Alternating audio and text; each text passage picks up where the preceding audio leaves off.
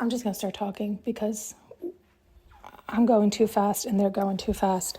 And so usually when I start talking, I can force it to slow down a little bit more. Okay.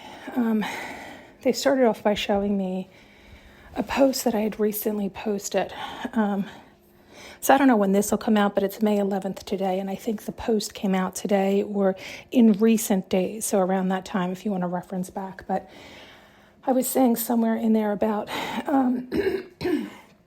about how, it is better for what they're showing me, for me, do you? But I'm just sure, for parents to cut the cord at a certain point because after that point, it starts to become enmeshment, right? And it's no longer nourishing the child. It's now sucking the child dry and nourishing the parent.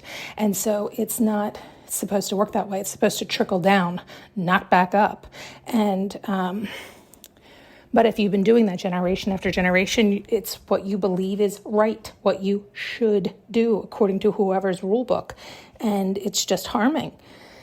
And people get resentful and angry and mad and upset and confused, and they don't know why, because they're not even looking at the real problem. Okay, so instead of going on and on there, I think I had said in there, I think I even referenced, if you don't do that because people think they're, quote, protecting their child. From what? Then you're teaching them their stuff to fear. You're not teaching them to think on their own and stand on their own and love themselves. You're teaching them to fear what's out there. They must stay under your cradling. And so I think I had said in there, what if you die? And you never taught them that. You taught them just the opposite. You taught them to fear everything. So now they're fucked. Now you're not there to, quote, protect them. So now they're out in the cold, harsh world all by themselves. Awesome. What did you do there? You fucked that up, And so, anyway, I went on and on about it in that recording. That being said, as soon as they had me listen to that, they flashed me how my mother, so if you've been listening, you also know that my mother passed when I was 5. She had committed suicide. And I have a lot of recollections prior to her passing, so 5 and younger.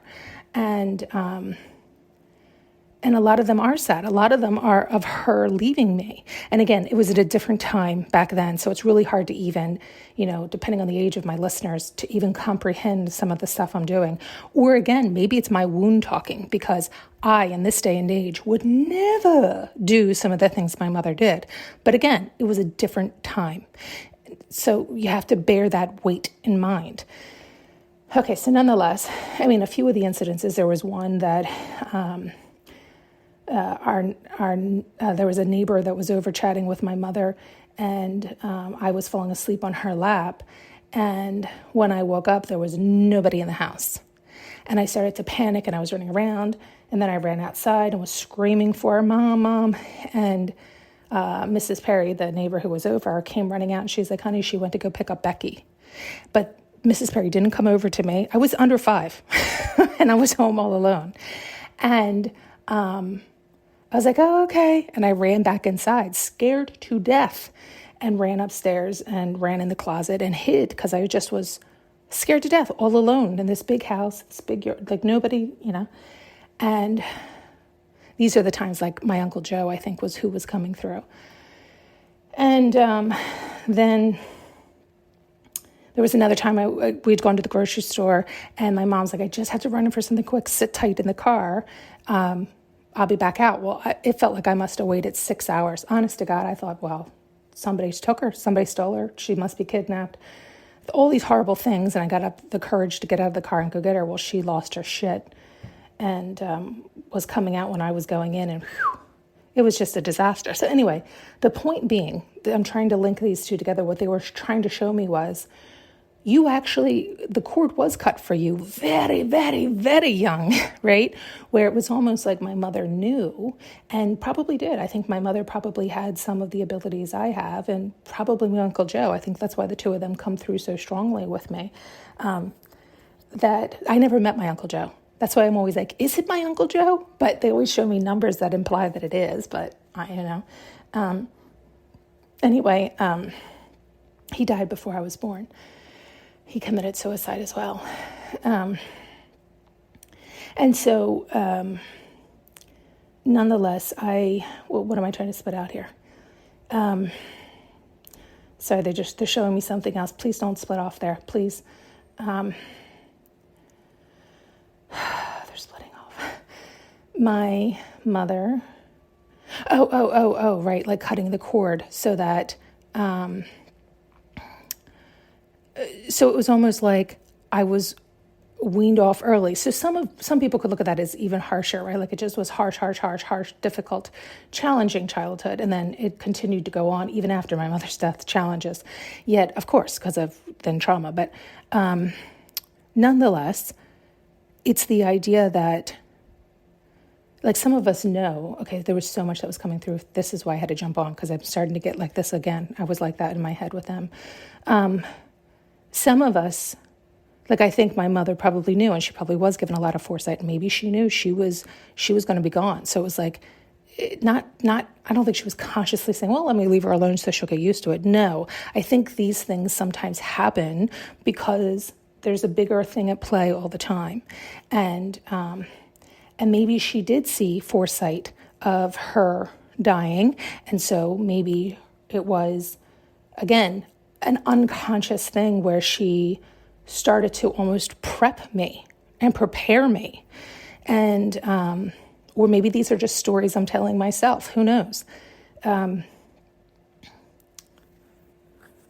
Sorry, that's making me sad. And they're all saying that's not it. That it's not just stories. But, you can see I'm this morning.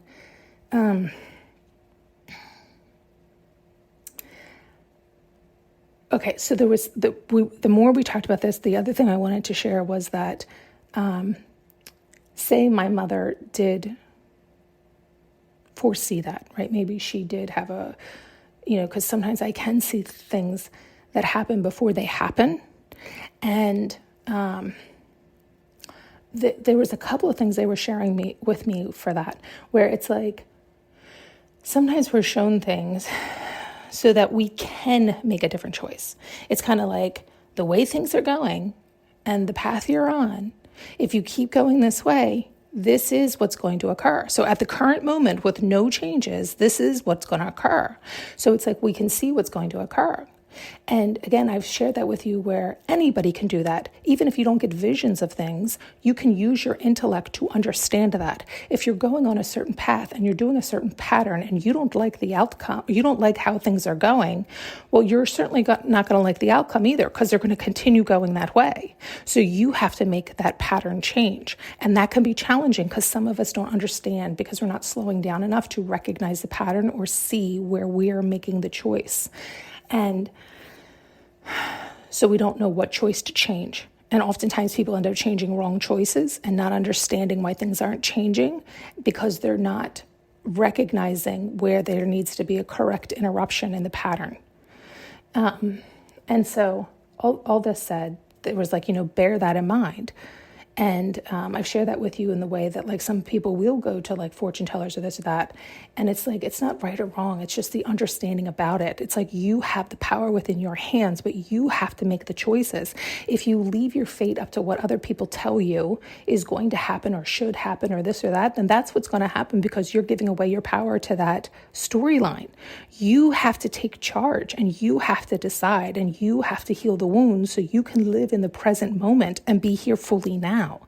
And again, some of us that can be a challenge, and that's okay. There's a billion practices out there that help you get into the present moment, that help you heal the past. You just have to jump in and start trying them and figure out how you can get back to you so you can hear you again and reconnect with you.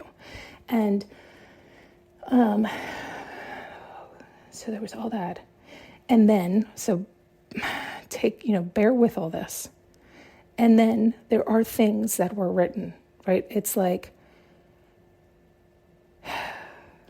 the way they showed it is like, it is sometimes like you decide before you come down that you want this outcome. And so the universe positions you in environments that are almost opposing exactly what you want, It's almost it's like an attempt to like be kind, so that you'd be like, oh, I fucking hate this. So you would do the obvious to jump to the other side. And yet it is like we forget when we come down. And so we tolerate what we hate, even though we came down to experience the opposing. And it's like, it's supposed to be easy. This is hell. You hate this. Move towards what you love. That should be easy. Listen to yourself. Move towards what you love. You hate this. Move towards what you love. And yet we make it so difficult because we get so twisted, because we start to use our human eyes and ears and listen to all those around us. And we start to feel shameful for going after what we want, or we're told we shouldn't do that, or we're hurting somebody else, or don't put yourself first, or how could you be that way? And we just get stopped and stuck and stagnant and confused and worried or upset or blah, blah, blah, blah, blah.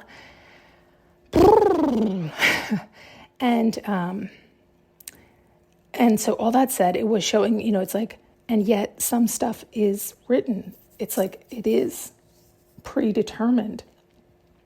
And again, forgive all this language because I didn't know how to. So it's even showing now, it's like you get to determine the how it's like the universe will determine how, but at the same time, you actually are, because you are making the choices you're making.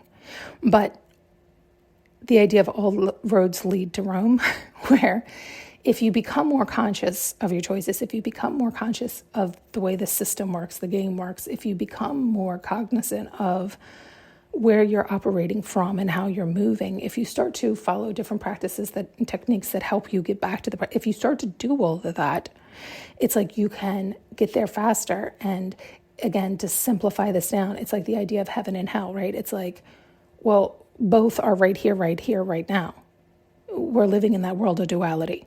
And so you can see it from one end or the other. And so you can open up your eyes, awake from the illusion, the dream, the confusion, delusion, and live in the bliss and the peace and the happiness of heaven right here and now. Right? And it's like the idea of eating that karmic debt, all the times you dishonored you didn't love you weren't listening to you didn't move towards what you wanted, you listened to those outside you let them lead you let them confuse you, that you let them stop you and it's like, no, everybody's responsible for themselves. And it can be hard to cut all those cords and get yourself out of that entanglement and confusion and delusion and all that. And it's up to you to do it. And so it's like those who aren't afraid and those who are willing to do it and those who will eat through it and persevere and continue going can get to the other side and live in heaven here and now. Those who don't keep coming back in hell, lifetime after lifetime. It's like forevermore. It's like until you're ready, until you do it, until you, it's like can raise your vibration to hear what is being taught to us since forever ago, right? Like I've shared with you, like the way they show me in the Bible, it's like a playbook. It's teaching us, it's showing us, it's repetition constantly showing us essentially the same story of how they dealt with their wounds, they conquered their internal battles, they conquered the battle of the mind, the fighting, the confusion, the delusion, the love affairs, like it's broken hearts. It's, it's all about love and life and the mental battle and the letting your ego win, your pride win, the less than win, or your higher self, right? The devil or God, who's going to win, who's in charge. And it's up to you. And can you fight through that? Can you see that illusion?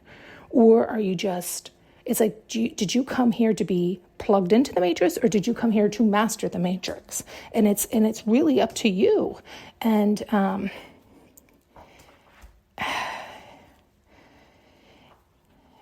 there's like no easy, it's like, there's no easy way to say it's like many people don't want to face the fact that they're not strong enough. So they'll use every excuse in the book why they can't do it. And misery loves company. Like, if I can't do it, then you can't either. Because if you do it, you're going to show me up and I'm going to look like a weakling.